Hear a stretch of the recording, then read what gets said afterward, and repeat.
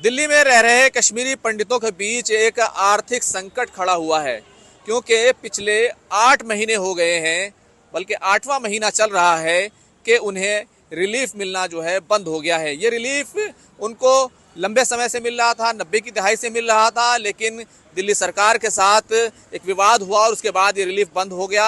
हमारे साथ ज़्यादा बातचीत के लिए कुछ ऐसे ही लोग हैं जो इस पूरे मसले से प्रभावित हैं। मेरे साथ विनय जी हैं। विनय जी, आप कहाँ से हैं और क्या क्या मसला है ये? सर हम कश्मीर से हैं, श्रीनगर से। 8 महीने हो गए सर, पैसे नहीं आ रहे तो बहुत दिक्कत हो रही है। रेंट पे रह रहे हैं सर। आप कहाँ पर रहते हैं और किस तरह की दिक्कत होती है? कितना ज़रूरी था ये रिलीफ आपके लिए? सर ये बहुत ज़रूरी था। हम वीकली बाजार लगाते हैं, पटरी लगाते हैं, उसमें खर्चा पूरा नहीं होता सर। खर्चा पूरा नहीं होता? हाँ जी। और फादर की डेथ हो गई है सर 3 साल से। 3 साल पहले आपके फादर की डेथ हो गई। आप हाँ। खुद रेहड़ी पटरी लगाकर हाँ काम करते हैं। जी। तो फिर कैसे चल रहा है? 8 महीने हो गए, 1-2 महीना नहीं, अगर 1 महीने की सैलरी भी रुक जाती है तो बड़ा मसला हो जाता है। सर रेंट पे रहते हैं, उन्होंने हमारा सामान भी बाहर कर दिया था सर। अच्छा, हाँ, बहुत दिक्कत हो रही है सर। क्या कहेंगे आप दिल्ली सरकार से? सर हम यही कहेंगे कि हमारी रिलीफ शुरू कर दीजिए, मेहरबानी को। देखिए, विनय है, ये अपना काम करते हैं। मेरे साथ हैं भारती पंडिता। भारती जी, आप कहाँ रहती हैं, क्या करती हैं और क्या हालात हैं? मैं मंजूर बिहार फेज 3 में रहती हूँ, एक हाउसवाइफ हूँ। तो क्या कहते हैं, देखो परेशानी और प्रॉब्लम तो हम सब की है। मैं अपने लिए नहीं कहूँगी कि भाई मैं अकेली हूँ, मेरे सब भाई बहन जो बंधु हैं सबकी है। तो 8 महीने से ये ऐसा बंद हो रखा है। मेरे हस्बैंड जो हैं कोविड के टाइम से वो भी कुछ नहीं कर पा रहे हैं, तो मेरे को भी बच्चों की फीस देनी है, मकान का किराया देना है, और सब जो सामान निकाल निकाल के बाहर रखते हैं, कहते हैं जी तुम लोग खाली करो, पैसे नहीं है। बड़ी मुश्किल से हाथ जोड़ जोड़ के उन लोगों को बोल रहे हैं हम लोग, जे कोई नहीं, हमारा अब हो जाएगा, कल हो जाएगा, ऐसे हो जाएगा, कोई बात नहीं। तो अब कितने तक कोई भी इंसान है, कब तक मदद करेगा हम लोगों की? लेकिन एक आप ये तमाम चीज़ें हैं, फिर कैसे गुजारा चल रहा है, क्या कर रहे हैं? बड़ी मुश्किल से गुजारा चल रहा है। एक छोटा मोटा सा काम थोड़ा सा मैंने वो पकड़ा है, ऐसे ही वो खिलौने विलौने बनाने का, तो बना लेती हूँ तो 100-200 रुपया मिल जाता है, तो उसी से मेरा गुजारा जो है थोड़ा बहुत चल रहा है। मगर मकान का किराया तो 8 महीने का हो गया है ना, 8,500 रुपया किराया है, बिजली बिल है, पानी बिल है, कम न कम भी बहुत हो गया है। लेकिन आप जैसे कश्मीरी पंडित हैं, जब आप लोग कश्मीर में कहाँ थे और वहाँ पर किस तरह के हालात थे? वो तो खैर छोड़ना पड़ा, लेकिन वहाँ कितना बड़ा घर था आप लोगों का? हमारा घर तो बहुत बड़ा था, मगर जब लड़ाई झगड़े हुए तो हमारा बचा तो कुछ भी नहीं है ना। वहाँ पे घर था, मेरे भाई की डेथ हो गई उसी दौरान में, और मेरी इसमें यूट्यूब पे कश्मीरी माई फाइल को लेके जो पिक्चर आई थी उसकी मेरी वीडियो भी है उसमें भी है। हाँ। तो देखिए, इनकी ये कहानी है। आर्थिक तंगी का सामना कर रहे हैं। थोड़ा सा आगे आ जाइए। ये बताइए, ये जो हालात हैं दिलीप जी, ये जो हालात हैं, क्या सरकार से बात नहीं की कभी? क्या उनके सामने अब लेकर नहीं गए? देखो ऐसा है कि ये प्रॉब्लम जो है हमारी सबकी है, और ये 30 साल से चल रही 30 साल से ये प्रॉब्लम चल रही है कि हमारे को रिहेबिलिट कर लो, कि हम अपने ही देश में से बेघर हो गए हैं 30 साल से। और उसके बाद मैं कह रहा हूँ कि सबसे बड़ी जो हमारी जो दिक्कत है जो है कि हमारी एक ही दिक्कत हो रही है कि हम देशभक्त हैं, हम देशभक्त कश्मीरी पंडित देशभक्त है, इसीलिए हमारे को ये प्रॉब्लम आ रही है। हमने अपने देश के लिए सब कुछ छोड़ दिया वहाँ पे, अपने सामान, घर का सामान, और हमने यहाँ पर पलायन कर लिया। और पलायन के बाद 30 साल से भी 370 भी उड़ गया, तब भी हमारी रिहेबिलिटेशन में कुछ नहीं हो रहा है। और अभी जो रीसेंट प्रॉब्लम आ रही है, 8 महीने से हमारे को रिलीफ नहीं मिल रहा है। हमारे जो भाई बंधु है इसमें बहुत परेशान हो रहे हैं। मेडिकेशन बुजुर्गों की है, बच्चों की फीस है। हम समझ सकते हैं, अगर 1 महीने भी सैलरी लेट हो जाती है तो खुद हम पर क्या गुजरती है। लेकिन ये जो वेरिफिकेशन का सवाल था, क्या इसके लिए आप लोग तैयार नहीं थे? क्या मसला इसमें क्यों हो गया? इसमें ऐसा हुआ सर, ये कह रहे हैं कि आप लोग तैयार हैं वेरिफिकेशन के लिए? हम तैयार है, लेकिन ऐसा ये कह रहे हैं कि अपने जितने भी 30 साल में तो बहुत सारे लोग की डेथ हुई है और बहुत सारे बच्चे भी पैदा हुए हैं। हम उसके लिए तैयार है। अगर हमारे डेथ्स में आप डिक्लाइन कर रहे हो, उसको उस मेंबर को निकाल रहे हो, लेकिन जो हमारे बच्चे पैदा हुए हैं उनको तो ऐड करना पड़ेगा ना, तभी ये काम चलेगा। आप बोल रहे हो सिर्फ डेथ ही कर लो, डेथ से क्या होगा कि 30 साल में तो फैमिली बचेगी ही नहीं। जब तक आप उसमें आप एडिंग नहीं करोगे, आप अपना उसको अलग से उनको फैमिली को अलग बाइफिकेशन नहीं दोगे तो तब तक फैमिली चलेगी। विनय, जैसा आपने बताया कि पिताजी की डेथ हो गई, रेहड़ी पटरी का काम करते हैं, कितनी रिलीफ मिलती थी आपको?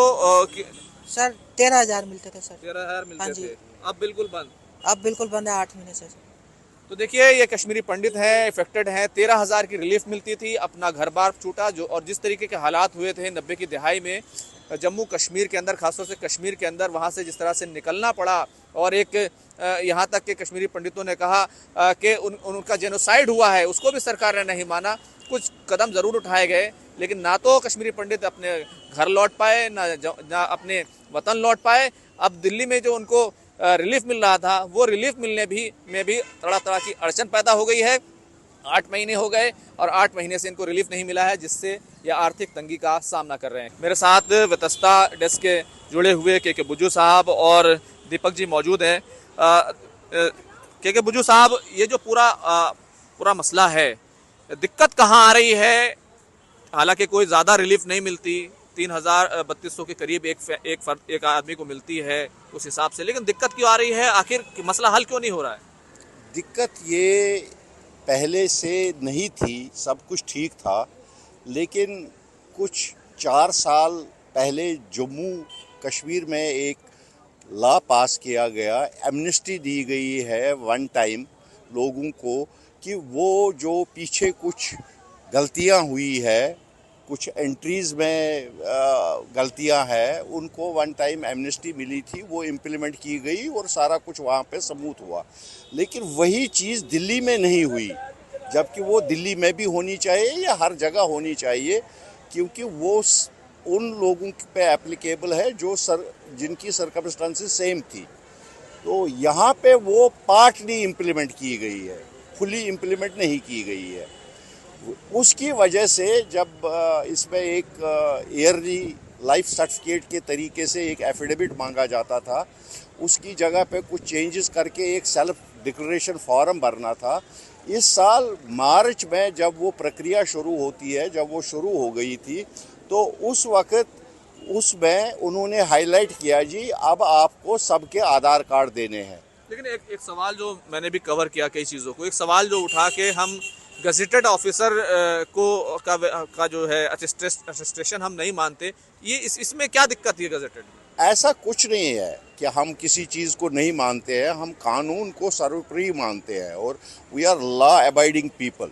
क्वेश्चन है डिफ़िकल्टी, जो टेक्निकल डिफ़िकल्टीज़ है। एक गैजेटेड ऑफिसर तब किसी को सर्टिफिकेट देता है जब वो उसको फुली जानता हो, उसको पता होता है, वो उसके पड़ोस में होता है, वो जानता है ये 10 साल से यहाँ है, मैं इसको जानता हूँ, मैं बाई बर्थ, वो उसको इजीली सर्टिफिकेट देता है। हमें यहाँ कौन जानता है, कौन गेजेटेड ऑफिसर जानता है हमें जो ये सर्टिफाई करे, हाँ जी मैं इसको पैदाइशी जानता हूँ, 10 साल से जानता हूँ। हम 10 साल तो एक जगह रहे भी नहीं, किराए के मकानों को बदल के एक जगह से दूसरी जगह, हमें कौन देगा वो सर्टिफिकेट? अब अगर उसको आप फिर वेरिफिकेशन करोगे, ये करोगे, तो आपको पता ही है सरकारी कामों में सालों साल बीत जाते हैं, लोग तो भूखे मर रहे हैं। आप क्या चाहते हैं इस मसले में? मैं ये चाहता हूँ कि अभी सबसे पहले रिलीफ को रेस्टोर किया जाए, which is a life line for people.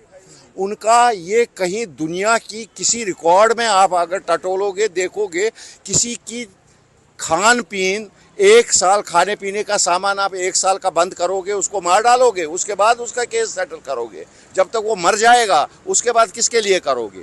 Question है, मेरी डिमांड भी यही है कि सबसे पहले रिलीफ को कंटिन्यू करो। जो 35 साल चलता रहा उसको आप एब्रप्ट कैसे हटा सकते हो? दीपक जी, कितने लोगों का मसला है दिल्ली में और लगभग कितने लोग इस पूरे मसले से इफेक्टेड हो रहे हैं?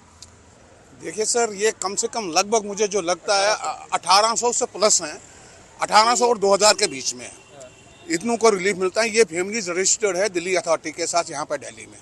लेकिन एक दूसरा सवाल ये है, ये जो रिलीफ मिलती है क्या ये काफ़ी है? बिल्कुल काफ़ी। क्या इसको बढ़ाया गया? बिल्कुल काफ़ी नहीं है। अभी पीछे जब मोदी जी गए थे जम्मू में, उन्होंने एक रैली में भी कहा था इलेक्शन से पहले कि हम अनाउंसमेंट करेंगे रिलीफ अमाउंट की, वो अनाउंसमेंट भी आज तक हुई नहीं है। अब दूसरा पार्ट ये है कि अगर वो अनाउंसमेंट भी नहीं हुई, लेकिन हमारा जो बेसिक चल रहा था 13,000 वाला, वो भी तो रोक दिया इन्होंने। जो हमें पर्सनली फील होता है, जो ये गवर्नमेंट्स हैं, जो गवर्नमेंट्स है एक डिलिबरेट साइलेंस लेके चल रही है हमारे इश्यूज के लिए। जब भी हम कोई समस्या इनके सामने रखते हैं ये साइलेंट हो जाते हैं, ये जवाब नहीं देते हैं, प्रॉब्लम वहाँ पे आती है। आज भी हमने इनसे यही कहा है, इस बार भी हम यही कह रहे हैं, कम से कम आप हमें जवाब दीजिए। हम आपको ये बोल रहे हैं कि हमने आधार कार्ड में ये टेक्निकल बातें हैं जो आपको भी पता है, जो आप मान भी रहे हो, उन्होंने माना भी है कि ये टेक्निकल चीज़ें हैं जो दिक्कत आ रही हैं, उसको स्ट्रीम लाइन करने के लिए एमनेस्टी चाहिए। और ये हिंदुस्तान में पूरे भारतवर्ष में ये कभी नहीं हो सकता कि जैसे हम यहाँ पे कहते हैं one nation one rule. Jammu का माइग्रेंट भी कश्मीर से भाग के आया है, दिल्ली का माइग्रेंट भी कश्मीर से भाग के आया है। जम्मू वालों के लिए आप दे रहे हो, दिल्ली वालों को नहीं दे रहे हो, तो हम कहाँ रह रहे हैं? चलिए, बहुत बहुत शुक्रिया बात करने के लिए। तो सबसे बड़ा सवाल यही है कि क्या माइग्रेंट भी अलग होता है? क्या जो जिस तरह का व्यवहार जम्मू में हो रहा है, जो तमाम सहूलतें सुविधाएं उनको दी जा रही हैं, क्या वो दिल्ली वालों को नहीं मिलनी चाहिए? ये बड़ा सवाल है। और आखिर इससे भी बड़ा सवाल ये कि 8 महीने हो गए, 8वां महीना चल रहा है, आखिर रिलीफ कब मिलेगी? खुर्रम शहजाद, न्यूज़ 18 दिल्ली।